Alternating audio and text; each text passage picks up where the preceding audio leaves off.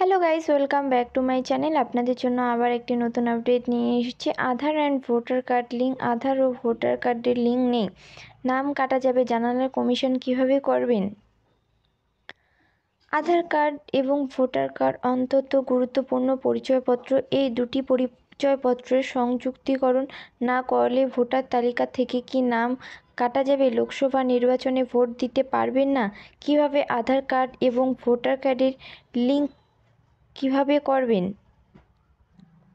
আধার কার্ডের সঙ্গে কি বাধ্যতামূলকভাবে ভোটার কার্ডের সংযুক্তিকরণ করতে হবে? ভোটার কার্ডের সঙ্গে আধার কার্ডের লিঙ্ক করানো না থাকলে কি ভোটার তালিকা থেকে নাম কাটা যাবে? তা নিয়ে মুখ খুলল নির্বাচন কমিশন।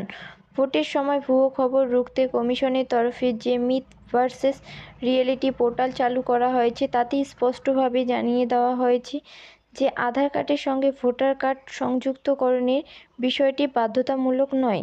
কেউ যদি চান তাহলে তিনি আধার কার্ড এবং ভোটার কার্ডের লিঙ্ক করতে পারেন, কেউ না চাইলে সংযুক্তিকরণ করার প্রয়োজন নেই।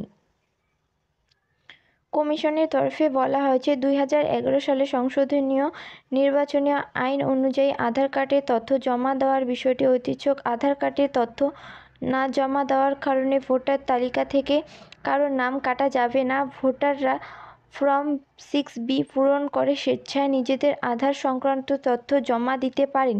নয়া ভোটারদের জন্য ইতিমধ্যেই একটি নতুন বিষয় যুক্ত করা হয়েছে। আশা করি সম্পূর্ণ ব্যাপারটা আপনারা বুঝতে পেরেছেন। ভিডিওটি ভালো লাগলে like, comment, share and subscribe করে পাশে থাকা বেল আইকনটি অল করে রাখবেন।